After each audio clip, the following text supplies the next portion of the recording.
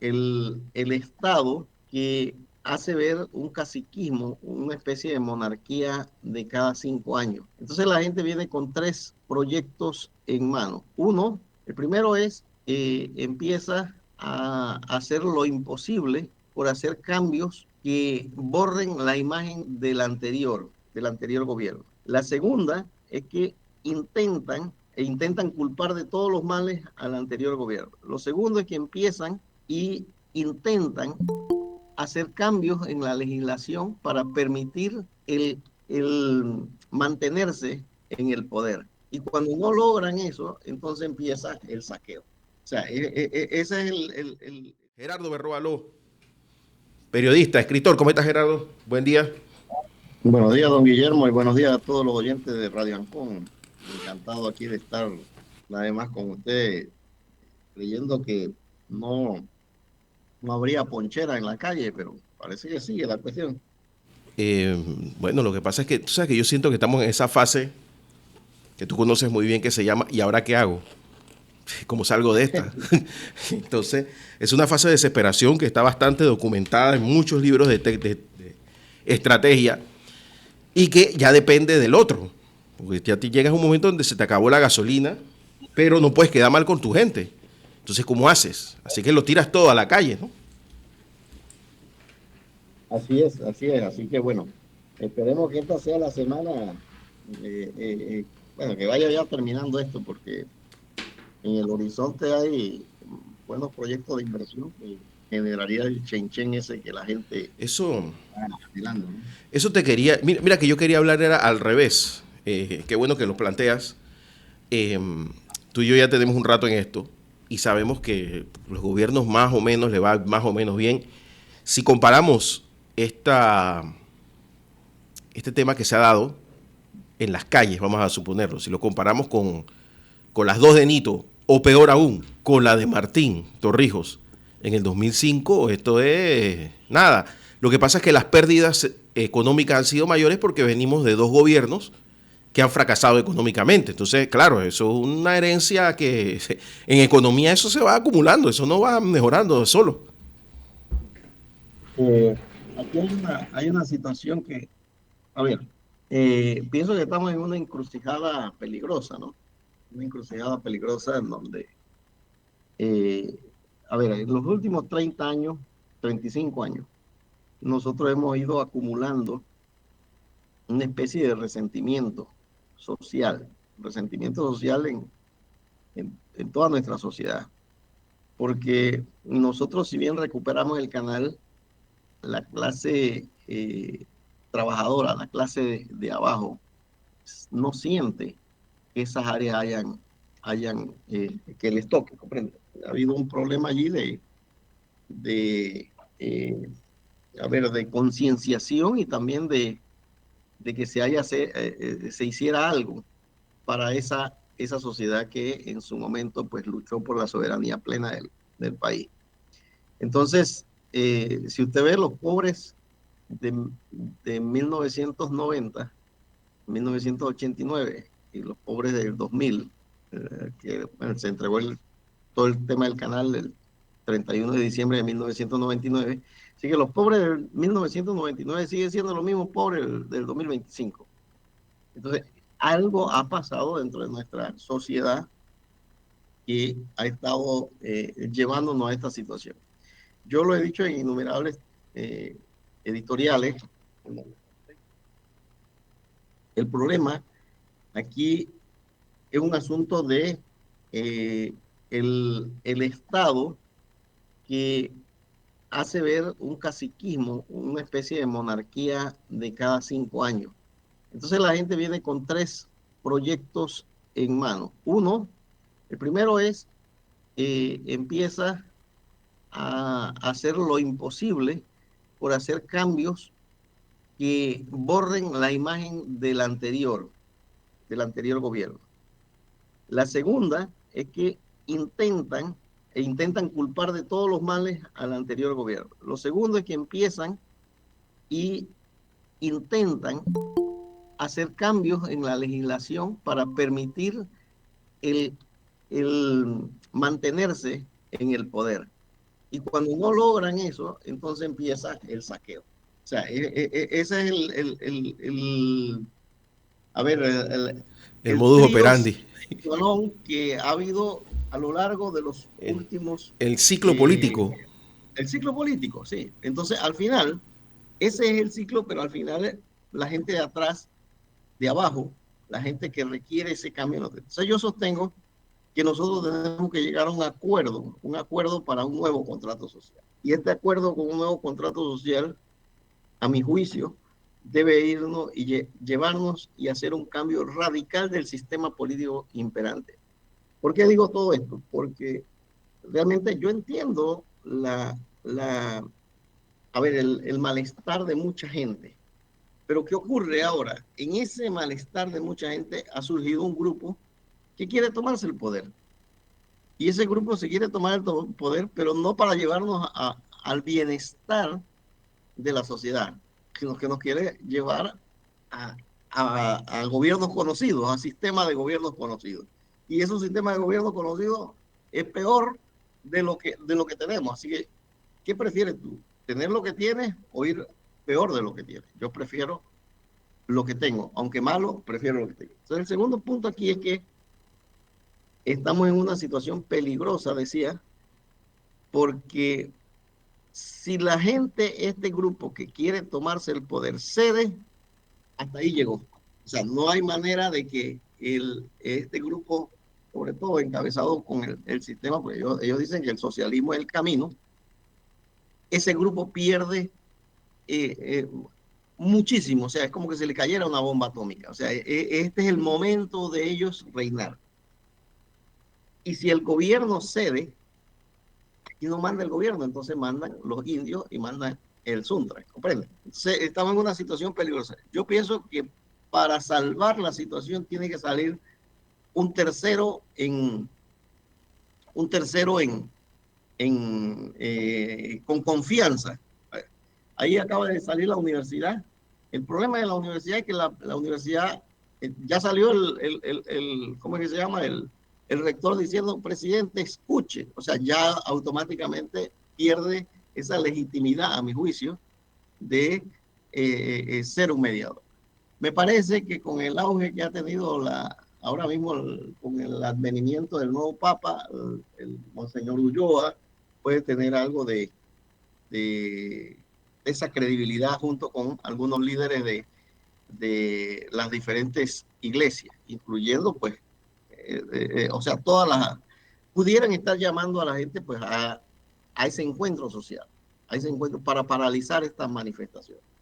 Eh, yo veo al gobierno decidido a aplicar el plan Bukele, como decía hace unos días en una glosa. Es decir, te voy a arrinconar y que te voy a arrinconar. ¿Me explico? Es el mismo plan que tiene Netanyahu en Israel. Él dice, jamás no viene a más a esto. Sí, es un plan a acabarlos ya, de una vez por todas. Que bueno, el problema es ese, que traemos un arrastre. Y yo te quería hablar de esto. Hoy por hoy, por ejemplo, la presidenta de Perú marca 2% y no ha despegado de ahí. Eh, pero en Panamá ya hemos tenido muchos presidentes que han caído muchísimo en su popularidad y han logrado revertir al menos algo al final, por diferentes razones. Yo creo que el que peor le fue en ese caso fue a Martín Torrijos, que cayó abruptamente porque se fue con 3 reformas importantes y luego tuvo que salvar el tema del Canal de Panamá, de la ampliación del Canal de Panamá que se hizo exitosamente y otra serie de situaciones más, al punto de que el país pasó de tener problemas económicos a crecer 2 dígitos en su Producto Interno Bruto. O sea, me da la impresión de que Panamá es un país con muchos grifos de entrada que bien administrados funcionan. Y me da la impresión de que, yo no sé si lo ves así, quizás el gobierno va a tener que cambiar esa estrategia de terminar lo que estaba, y no solamente terminar lo que estaba, sino emprender una serie de proyectos que quizás no vaya a haber, pero generen círculos económicos que permitan eh, entregar el poder con un país creciendo, ¿no? Aquí hay varios proyectos que vienen y que van a generar mucho dinero, pero antes de lo que de entrar en ese asunto aquí, don Guillermo, hay que plantear lo siguiente. Mire, aquí hay un punto en donde hay un grupo político, llámese el de Moca, que quiere aprovechar la circunstancia para capitalizar políticamente. Entonces empieza a carbonear también, o sea, se ha puesto de parte del otro grupo porque dice, está el grupo de Martín Torrijos que también está carboneando y está metiendo. El señor Blandón está tirando sus chispazos de cuestiones, pero el señor Blandón, como fue candidato a la vicepresidencia, el señor Blandón todavía no logra posicionarse como la figura candidata, ¿comprende? Entonces, esa situación lo pone en un ciclo de desventaja. Entonces, hay otras figuras que empiezan a pescar, pero al mismo tiempo el señor Mulino también está haciendo su labor desde la perspectiva de sacudirse las circunstancias que lo llevan a él al poder. En Estados Unidos ocurrió en una ocasión cuando muere el presidente titular, creo que era el señor Roosevelt, y queda Harry Truman como vicepresidente. Cuando se lanza a la candidatura presidencial el señor Truman, la gente creyó que Truman solamente llegaba a vicepresidente, porque el hombre tenía el capital político de lo que había sido el señor Roosevelt. Y al final, Truman demostró que tenía el poder y la capacidad política para llegar al poder. O sea, lo que está haciendo Murino aquí también es sacudiéndose ese mote de que no tiene capital político, de que no tiene un partido que lo respalde, de que él está en el poder porque Martinelli lo llevó al poder. ¿Comprende? Entonces, él está pasando, digamos, un momento de transición en donde se está consolidando o pretende consolidarse en el poder sin la circunstancia de que él es producto de la figura del señor Martinelli. ¿Comprende? Entonces, aquí hay una situación que está en juego muy fuerte. Eh, que, si, que si lo arrinconan, él termina perdiendo hacha, calabazo y miel. Lo mismo que pasa con el Suntra y el grupo indígena. También van a perder hacha, calabazo y miel. Entonces, los otros que están carboneando, él también tiene que carbonear lo duro. Bueno, entonces estamos hablando de una lucha política, no es una lucha por la sociedad ni el bienestar de la nación. Estamos hablando de una lucha por por mantenerse en el poder y los otros por debilitar ese poder para poder lograr un objetivo político. Esa es la gran lucha que nosotros tenemos. No es una lucha por el país, es una lucha por intereses políticos particulares. Estos grupos de izquierda una vez se dieron cuenta de que perdieron Ecuador, porque lo han intentado muchas veces, ahora han venido a por Panamá. Eh, yo creo, sinceramente, que el problema más que ellos tengan éxito es que los partidos políticos han empezado un proceso de descomposición rápida. Eh, porque, por ejemplo, Moca no es un partido político, es una cúpula de unos dirigentes y cada cierto tiempo enganchan con mercadeo político a un grupo de jóvenes que yo no estoy muy seguro que los sigan reteniendo en este momento. Martín Torrijos, pues vive de la sombra de haber sido presidente y haber sido PRD, pero no sé si eso le alcance, no sé si sea suficiente. Y Blandón tiene el pecado original de haber perdido 2 elecciones con menos de 2 dígitos. Entonces, yo sí siento de que bueno, aquí va a haber una recomposición total y creo que el gobierno, específicamente José Raúl Mulino, lo sabe. Creo que ya ha hecho el análisis y sabe que los actores de hoy no serán los actores del 2029. Eh, Así que ese será un proceso más que de fortalecimiento de todos ellos, de desgaste. Por eso te decía que creo que ya ha llegado el momento en que el presidente comience a armar un equipo de relanzamiento de su gobierno. Porque el país No, da para reconstruir todo lo o para devolverlo a su cauce original en poco tiempo. no dudo de que eso vaya a pasar. No dudo de que eso vaya a pasar, de que él tenga intención. Ahora, no hay que desconocer que esa lucha que está ocurriendo en los pueblos Eso pareciera guerra de guerrilla, ¿comprende? Cuando ese descontrol llega hacia a los pueblos, a la campiña, ese descontrol es duro. Eso demuestra que el tejido social eh, está descompuesto, pues. O sea, el Estado no llega. O sea, la gente obedece al caciquismo de allí, del área. Justo te iba a decir eso, es que más que un liderazgo natural, esos pueblos tienen unos caciquismos, algunos enquistados en la propia Asamblea Nacional. Tú nada más que tienes que ver, en Bocas del Toro usan unos botes. Bueno, preguntemos de quiénes son. En el Bueno, Río Indio usaron unos botes, de quién son esos botes. Cuando comienzas a preguntar te das cuenta de que hay caciques que controlan a la comunidad, lamentablemente, y que usan a los líderes entonces, naturales. yo sí creo que aquí tiene que surgir terceros en una mediación para evitar un caos mayor. Yo pienso que el gobierno no va a ceder, no va a ceder, porque si cede, significa una derrota. O sea, no es que el presidente va a escuchar, así no se va a entender, ya no, porque él cede ya, accede a dialogar, como hizo el presidente Cortizo con el diálogo de Penonomé. Eh, no, ahí se va a ver como una derrota del Ejecutivo, como una derrota que le han influido a un presidente que catalogan como arrogante, catalogan como una persona dictador, le dicen. Este, pero en fin, yo creo que hay un montón de gente que quiere la paz, que quiere la tranquilidad. Pero como decía, aquí hay varios proyectos que son sólidos. Eh, Al margen de la reapertura de la minera, está el proyecto del etanol, que va a generar mucho dinero en el interior del país, sobre todo en el área de Azuero.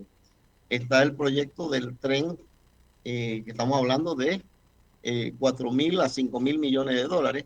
Estamos hablando del gasoducto que va paralelo al canal de Panamá, que también es otra millonada de plata. Está la construcción del nuevo embalse de Río Indio, que estamos hablando de 2.600 millones de dólares. Es decir, plata no es el problema. El problema ahorita es un problema la plata, pero plata futuro es lo que hay, ¿comprende? O sea, lo que hay, y si el señor Mulino se consolida después de esta crisis, pienso que esa lectura de esa encuesta que salió recientemente, en donde lo ponen a esta altura del periodo del que va como la persona que está más baja en popularidad, pienso que eso va a cambiar radicalmente. Entonces, sí, va a ser un gobierno fuerte, un gobierno dominante.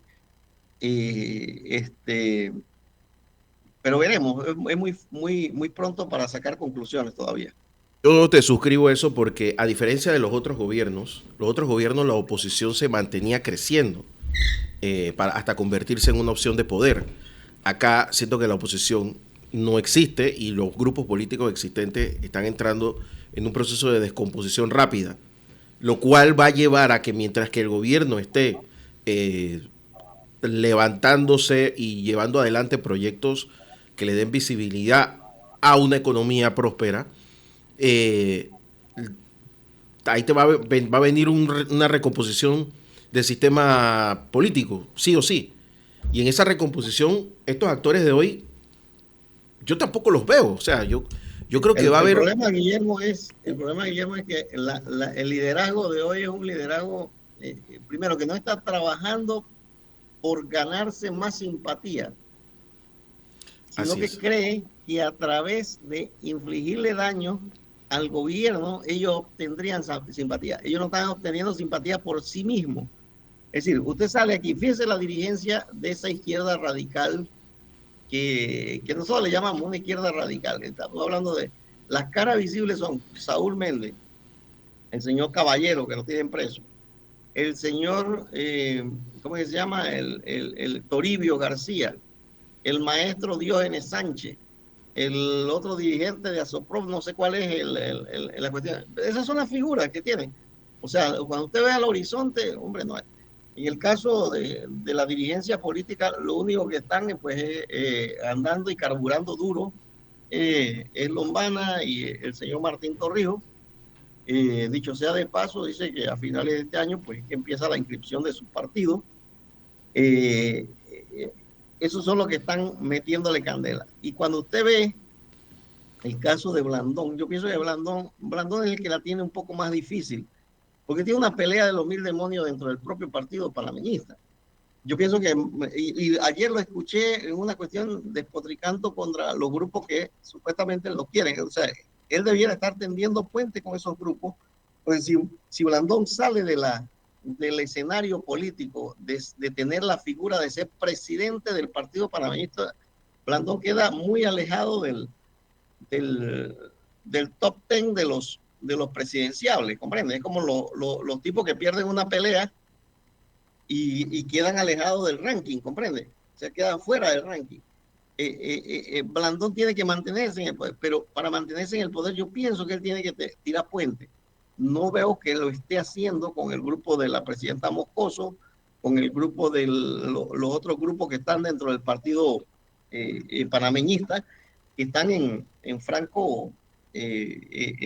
polémica, porque quieren ese liderazgo, porque quieren ese partido para formar su figura política de cara al 2029. A propósito, también dentro de esto, usted no se extrañe que el presidente Mulino llegue a consolidarse y llame a la constituyente. Entonces, 2029 puede ser que no sea de elecciones generales, sino sean elecciones de constituyente.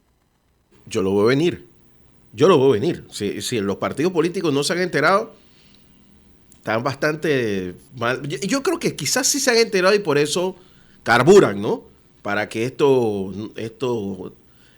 termine el gobierno por capitular y sea un gobierno como el de Perú, que termina por gestionar, pues, y se pasa años en gestionando para que no vuelva a haber otra crisis de gobernabilidad, que es lo que hay en Perú ahora mismo. O sea, la señora presidenta de Perú se mantiene solamente por la fuerza de la institución, pero si no, la echarán a patadas. Han tenido tantos presidentes que ya no saben ni a quién poner. Entonces mejor esperar a las próximas elecciones para ver si aparece algo. Y eso es lo que quizás han visto aquí en Panamá. Bueno, vamos a derrotar a Mulino ahora y que no le quede de otra que pedirnos permiso cada vez que vamos a mover un dedo. Y creo que por ahí era el plan, que se ha ido atomizando, ¿no? Insisto nuevamente, yo creo que aquí tiene que haber un llamado, puede ser la Iglesia Católica o las iglesias, combinada con un grupo pues de la sociedad civil o un grupo de empresarial también, que logren ese nivel de credibilidad para poder convocar a un diálogo. No sé qué tanto caso le hagan a la Universidad de Panamá, pero bueno, ahí está el primero, pues, el primero que lanza una posición. Lo que ha dicho el señor rector me parece que está llamando al diálogo, pero él mismo también está auto colocándose en una parte del diálogo. Es un actor. En la Universidad de Panamá es un actor en todo esto. Exacto. Entonces, no puede ser el centro del diálogo. Sí, pero bueno, ahí está, porque la Universidad de Panamá sigue siendo la Universidad de Panamá, independientemente de la posición del señor rector. Pero sí creo que hay que llevarlo, porque esto va en una lucha sin fin, y creo que el gobierno va a aplicar el plan Bukele. Es decir, no es contra los narcotraficantes, ni los pandilleros, ni nada, sino contra los rebeldes políticos, actores políticos que quieren llevar a otra acción, a la nación hacia otro sendero. Y creo que su posición es exterminio de ese grupo, exterminio en el sentido político, no exterminio en el sentido genocida, como también se conoce. Sí, ojalá esto se encauce, ¿no? Yo ya te digo, si la cosa es mantener la estrategia actual, creo que va a demorar un par de semanas más, porque siempre queda por ahí un remanente al cual utilizar. Pero ya te digo, para mí hoy estamos ya en la fase, ¿cómo salgo de esta?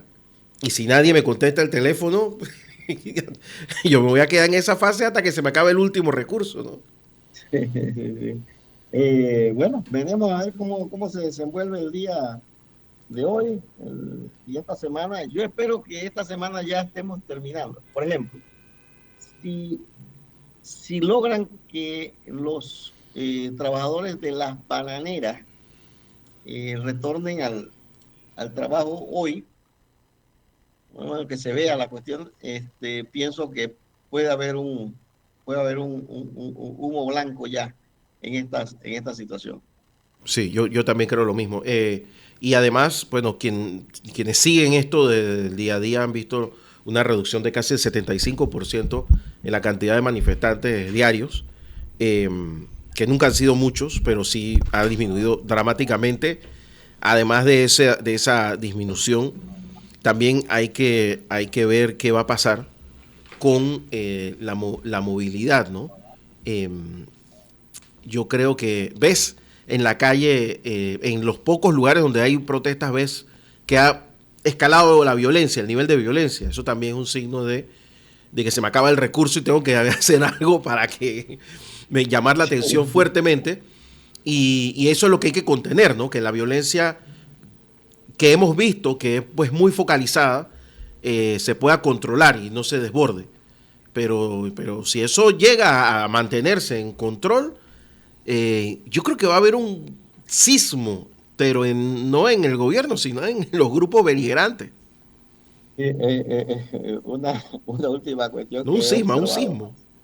En el gobierno de Martinelli, creo que fue cuando la ley Chorizo, una cuestión Sí, así, sí, los la ley indígenas chorizo. vencieron a la policía porque la policía nunca imaginó que los indios con el hacha y con la motosierra tumbaran los árboles a la orilla de la carretera e impidiera pues el paso de los vehículos.